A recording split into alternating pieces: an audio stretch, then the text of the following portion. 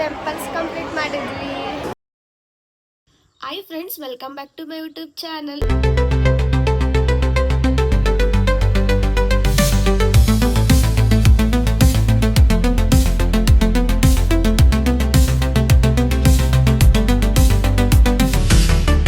ಇದು ನನ್ನ first vlog ಆಗಿರುತ್ತೆ. ಈ ವ್ಲಾಗ್ ನಂಗೆ ಒಂಥರ ತುಂಬಾ ಸ್ಪೆಷಲ್.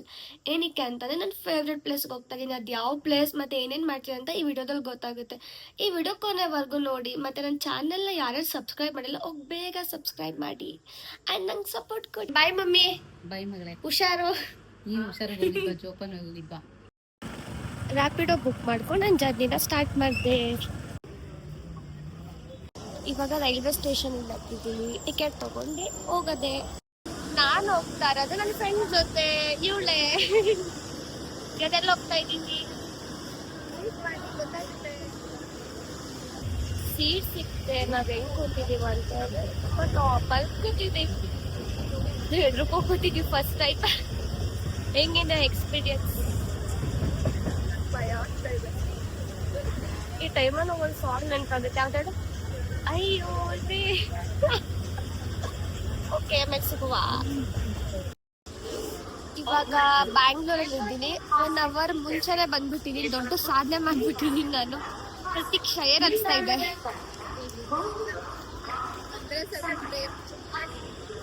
ಮೈಸೂರು ಟು ಬ್ಯಾಂಗ್ಳೂರ್ ಹೆಂಗಿತ್ತು ಜರ್ನಿ?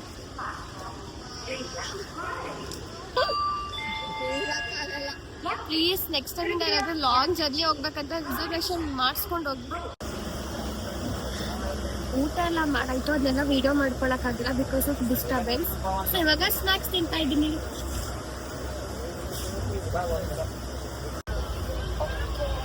ಮಲ್ಕೋತಾ ಇದ್ದೀನಿ.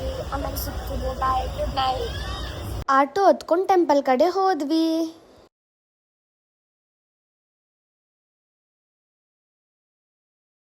ನಾವು ಬಂದಿರೋದು ಮಂತ್ರಾಲಯಗೆ. ಟೈಮ್ ಎಷ್ಟು?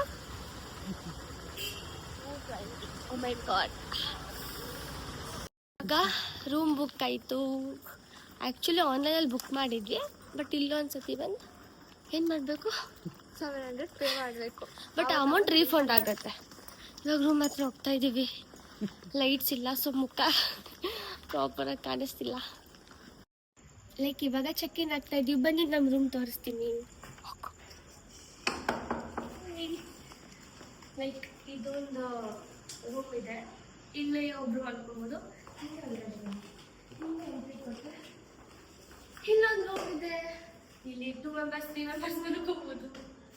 ಆ್ಯಂಡ್ ಇನ್ನೇನಿದೆ ಅಂದರೆ ಇಲ್ಲೊಂದು ವಾಶ್ರೂಮ್ ಇದೆ.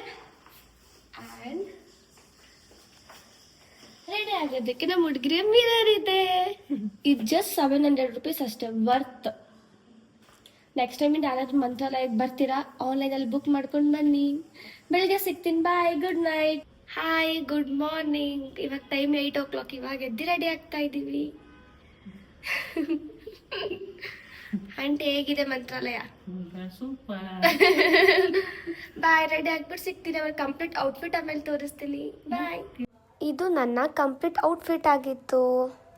ರೆಡಿ ಆಗ್ಬಿಟ್ಟು ರಾಯನ್ನ ನೋಡಕ್ ಹೋಗ್ತಿದ್ದೀವಿ. ಆಂಟಿ ಖುಷಿನಾ? ಖುಷಿನಾ ಬ್ರೋ? ತುಂಬಾ ಬಿಸಿಲಿದೆ.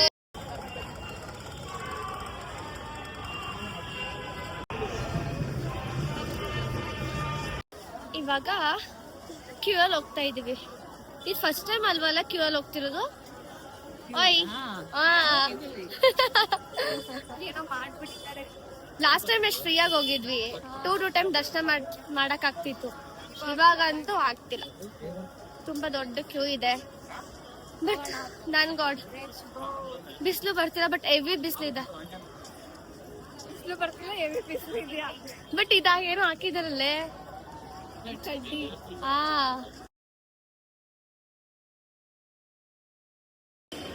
ಫೆಸಿಲಿಟೀಸ್ ಅಂತೂ ಚೆನ್ನಾಗಿದೆ. ಕುಡಿಯಕ್ಕೆ ನೀರೆಲ್ಲ ಇದೆ. ಕ್ಯೂ ಅಲ್ಲಿ ಬೇಗ ಬೇಗ ಬೇಗ ಬೇಗ ಹೋಗ್ತಾ ಇದ್ದೀವಿ. ಫೈನಲಿ ಹತ್ತತ್ರ ಬರ್ತಾ ಇದ್ದೀವಿ. ತುಂಬಾ ಖುಷಿ ಆಗಿದೆ. ಅಯ್ಯೋ ಇನ್ನೇನು ಹತ್ತತ್ರ ಬರ್ತಾ ಇದೀವಿ. ಹೆಂಗ ಅನಿಸ್ತಾ ಇದೆ? ಆ್ಯಕ್ಚುಲಿ ಕಂಪ್ಲೀಟ್ ಒಳಗಡೆ ವಿಡಿಯೋ ಮಾಡೋಕ್ಕೆ ಅಲೋ ಇಲ್ಲ. ಸೊ ಸೊ ರಾಯನ್ನ ಇಲ್ಲ ನೋಡ್ಕೊಬರ್ತೀವಿ. ನಾವು ಪ್ರಸಾದ ತಿನ್ನಕ್ ಹೋದ್ವಿ. ಇವಾಗ ಪ್ರಸಾದ ತಿನ್ಕೊಂಡು ಹೋಗ್ತಾ ಇದ್ದೀವಿ. ಹೆವಿ ಬಿಸಿಲಿದೆ. ಪ್ರಸಾದ ಹೆಂಗಿತ್ತು?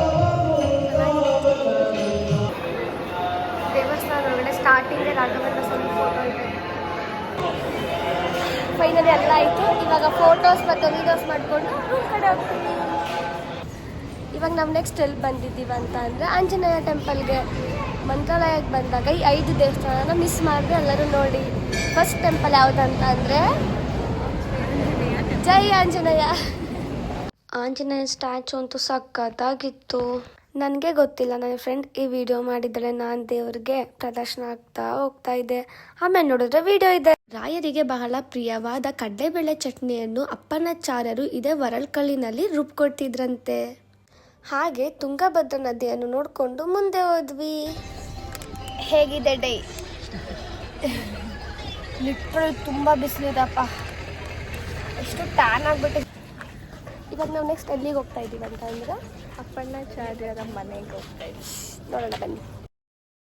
ಇದೇ ಜಾಗದಲ್ಲಿ ರಾಯರು 13 ವರ್ಷ ಕಾಲ ವಿಶ್ರಾಂತಿ ಮಾಡುತ್ತಿದ್ದ ಸ್ಥಳ. ಹಾಗೆ ಗೋಡೆಗಳ ಮೇಲೆ ಬಹಳ ಅದ್ಭುತವಾದ ಚಿತ್ರಪಟಗಳನ್ನು ಕಣ್ತುಂಬ್ಕೋಬಹುದು. ಇದರ ಹಿಂದೆ ಬಹಳ ಮಹತ್ವ ಇದೆ. ಇದು ಅಪ್ಪಣ್ಣಾಚಾರ್ಯರ ಮನೆ. ಅಪ್ಪಣ್ಣಾಚಾರ್ಯರು ಯಾರಂದ್ರೆ ರಾಘವೇಂದ್ರ ಸ್ವಾಮಿಗಳ ಪ್ರಿಯ ಶಿಷ್ಯರು. ನೀವೆಲ್ಲ ಗುರುಸ್ತೋತ್ರವನ್ನು ಹೇಳಿದರೆ ಶ್ರೀಪೂರ್ಣ ಬೋಧ ಗುರುತೀರ್ಥ ಪ್ರಯೋಗಿಭಾರ ಅಥವಾ ಪೂಜ್ಯಾಯ ರಾಘವೇಂದ್ರಾಯ ಸತ್ಯಧರ್ಮ ರಥಾಯ ಚ ಭೇದಾಂ ಕಲ್ಪವೃಕ್ಷಾಯ ನಮತಾಂ ಕಾಮಧೇನವೇ ಅಂತೇಳಿ ಆ ಗುರುಸ್ತೋತ್ರವನ್ನು ರಚನೆ ಮಾಡಿದವರು ಬರೆದವರೇ ಅಪ್ಪಣ್ಣಾಚಾರ್ಯರು. ಇದು ಅಪ್ಪಣ್ಣಾಚಾರ್ಯರ ಮನೆ. ಹೊರಗಡೆಯಲ್ಲಿ ಗ್ರಿಲ್ ಹಾಕಿ ರಂಗೋಲಿ ಹಾಕಿದ್ದಾರೆ. ಅದೇ ಜಾಗದಲ್ಲಿ ರಾಯರು 13 ವರ್ಷ ವಿಶ್ರಾಂತಿ ಮಾಡಿದಂತಹ ಸ್ಥಳ. ಅಪ್ಪಣ್ಣಾಚಾರ್ಯ ಮತ್ತು ರಾಯರು ಇದೇ ಮನೆಯಲ್ಲಿ 13 ವರ್ಷ ಇದ್ದರು. ಅಪ್ಪಣ್ಣಾಚಾರ್ಯರು ಇದ್ದ ಕಾಲದಲ್ಲಿ ಈ ಮನೆಯಲ್ಲೇನೆ ವೃತ್ತದಲ್ಲಿ ಜೀವಂತವಾಗಿರುವಂತಹ ಹಾವಿನಲ್ಲಿ ಕೃಷ್ಣ ಸರ್ಪ ಅಂತ ಹೇಳಿ ಅಪ್ಪಣ್ಣಾಚಾರ್ಯರು ರಾಯರಲ್ಲಿ ಪ್ರಾರ್ಥನೆ ಮಾಡಿದಾಗ ರಾಘವೇಂದ್ರ ಸ್ವಾಮಿಗಳು ಅಲ್ಲಿ ಹೊರಗಡೆ ಕುಳಿತಲ್ಲೇನೆ ತಮ್ಮ ತಪಸ್ಸಾಮರ್ಥ್ಯದಿಂದ ದೇವರಲ್ಲಿ ಪ್ರಾರ್ಥನೆ ಮಾಡಿದರೆ ಆ ಜೀವಂತವಾಗಿರುವಂತಹ ಹಾವೇ ಶಿಲೆಯಾಗುತ್ತೆ. ಅದೇ ಶಿಲೆಯನ್ನೇ ರಾಘವೇಂದ್ರ ಸ್ವಾಮಿಗಳೇ ಹೊರಗಡೆ ತೆಗೆದು ಅವರೇ ಪ್ರತಿಷ್ಠಾಪನೆ ಮಾಡಿದಂಥ ಬಿಚ್ಚಾಲಿ ನಾಗಪ್ಪ ಅಂತ ಹೇಳಿ ಪ್ರಸಿದ್ಧವಾದದ್ದು. ಕೃಷ್ಣ ಸರ್ಪ ಅಂತೇಳಿ ಕರೀತಾರೆ. ಕೃಷ್ಣ ಸರ್ಪ ಅಂತೇಳಿ ಕರೀತಾರೆ. ಸುಮ್ಮನೆ ಹೇಳೋದಲ್ಲ, ಮಧ್ಯದಲ್ಲಿ ಕುಂಕುಮ ಹಚ್ಚಿರುವಂತಹ ಜಾಗ ನೋಡಿ. ಇವತ್ತಿಗೂ ಕೂಡ ಹಾವಿನ ಮುಖದಲ್ಲಿ ಕೃಷ್ಣ ಕಾಣಿಸ್ತಾನೆ. ಮಧ್ಯದಲ್ಲಿ ಕೃಷ್ಣನ ಮುಖ, ಮೇಲ್ಗಡೆ ಕಿರೀಟ, ನವಿಲೆ ಗೆರೆಗಳು, ಶಂಖ, ಚಕ್ರ, ಕೆಳಗಡೆ ಕೈ ಕಾಲು. ಹಾವಿನ ಮುಖದಲ್ಲಿ ಹೆಡೆಯಲ್ಲಿ ಕೃಷ್ಣ ಇರೋದರಿಂದ ಕೃಷ್ಣ ಸರ್ಪ ಅಂತ ಕರೆಯೋದು. ತುಂಬ ಜಾಗೃತವಾದಂಥ ಸನ್ನಿಧಾನ. ಮೇಲ್ಗಡೆ ಇರೋದು ಆಂಜನೇಯ ಸ್ವಾಮಿ, ಹನುಮಂತ ದೇವರು, ಮುಖ್ಯ ಪ್ರಾಣದೇವರು.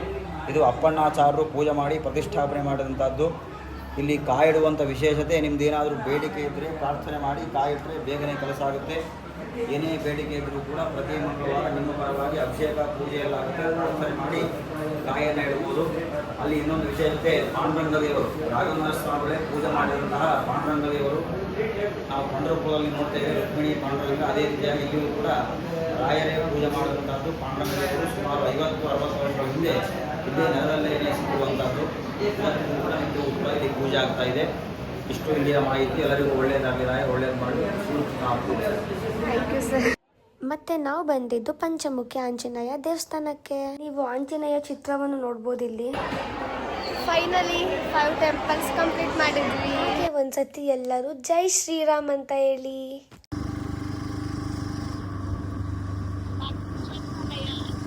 ಇವಂತೂ ಸಕ್ಕತ್ತಾಗಿತ್ತು. ಇವಾಗ ರೂಮ್ ಚೆಕ್ಔಟ್ ಆಗ್ತಾ ಇದ್ದೀವಿ. ಬ್ಯಾಕ್ ಟು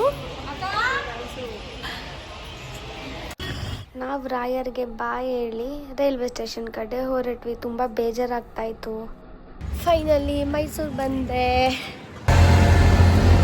ಮನೆಗೆ ಹೋಗ್ತಾ ಇದ್ದೀವಿ. ಫುಲ್ ಟಯರ್ಡ್ ಆಗ್ತದೆ. ಮಲ್ಕೊಂಡ್ರೆ ಸಾಕಾಗ್ತದೆ. ಬಾಯ್. ಮನೆಗೆ ಬಂದಿದ್ದ ತಕ್ಷಣ ನಾನು ಮಾಡಿದ ಫಸ್ಟ್ ಕೆಲಸ ಏನಂತಂದರೆ ಹೋಗಿ ಬೇಗ ಫ್ರೆಶ್ ಅಪ್ ಆದೆ. ಫ್ರೆಶ್ ಅಪ್ ಆಗಿ ದೇವ್ರಿಗೆ ಕೈ ಮುಗ್ದೆ. ಆ್ಯಂಡ್ ಮಂತ್ರಾಲಯ ಅಂತೂ ತುಂಬ ಚೆನ್ನಾಗಿತ್ತು, ಬಟ್ ಅಷ್ಟೇ ಬಿಸಿಲಿತ್ತು. ಆ್ಯಂಡ್ ಇನ್ನೂ ಒಂದು ಏನಂದರೆ ಬೇಜಾರು, ನಂಗೆ ಪ್ರಸಾದನೇ ಸಿಕ್ಕಿಲ್ಲ. ಯಾಕಂದರೆ ಅಷ್ಟೊಂದು ರಶ್ ಇತ್ತು. ನಾನು ಹೋಗಿದ್ದು ವೀಕೆಂಡ್ಸ್ ಅಲ್ಲ, ತುಂಬ ಅಂದರೆ ತುಂಬ ರಶ್ ಇತ್ತು. ಆ್ಯಂಡ್ ಇದು ನನ್ನ ಫಸ್ಟ್ ವ್ಲಾಗ್ ಆಗಿತ್ತು. ಪ್ಲೀಸ್ ನಾನು ತಪ್ಪು ಮಾಡಿದೆ ನನಗೆ ಕಮೆಂಟಲ್ಲಿ ತಿಳಿಸಿ. ಆ್ಯಂಡ್ ನನಗೆ ನಿಮ್ಮ ಸಪೋರ್ಟ್ ತುಂಬ important. Thank you so much. ಈ ವಿಡಿಯೋ ಫುಲ್ ನೋಡಿ, ಮತ್ತು ಯಾರೇ ಸಬ್ಸ್ಕ್ರೈಬ್ ಮಾಡಿಲ್ಲ ಬೇಗ ಸಬ್ಸ್ಕ್ರೈಬ್ ಮಾಡಿ, ಲೈಕ್ ಮಾಡಿ, ಶೇರ್ ಮಾಡಿ, ಕಮೆಂಟ್ ಮಾಡಿ. Thank you.